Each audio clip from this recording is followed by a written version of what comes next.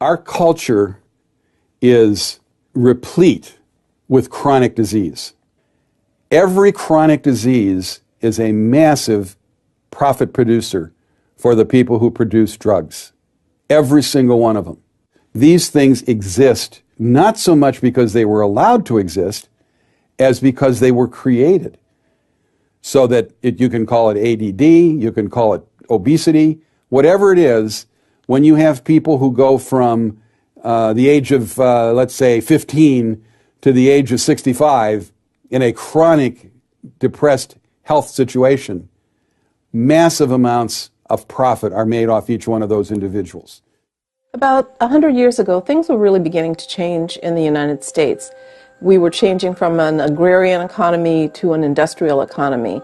And these titans of industry really wanted to be able to control not only the United States, but the world financial system as a whole.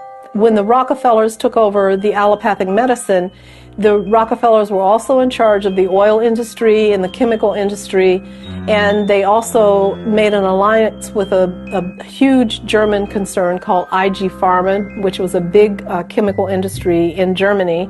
So there is an interplay between what was called the money power from the early part of the 20th century, who held board positions in many of these corporations.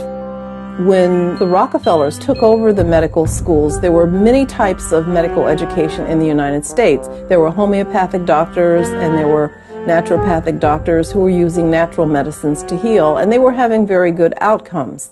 Once the Rockefellers took over the system, they closed down those other schools and they only promoted the sale of their drugs, they promoted surgery, and they promoted radiation.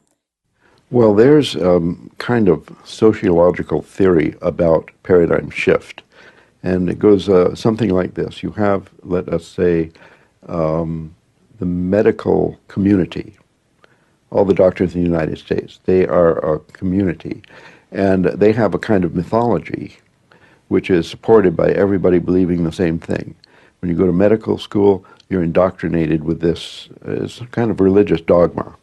So if the pharmaceutical industry profits by selling medicine, but the industry profits by selling more and more of them, then the industry pays doctors to prescribe them and so on. We see a mafia-like monster has afflicted this community. So the Hippocratic Oath, the ordinary altruism of people in a community is subverted by this capitalistic pressure.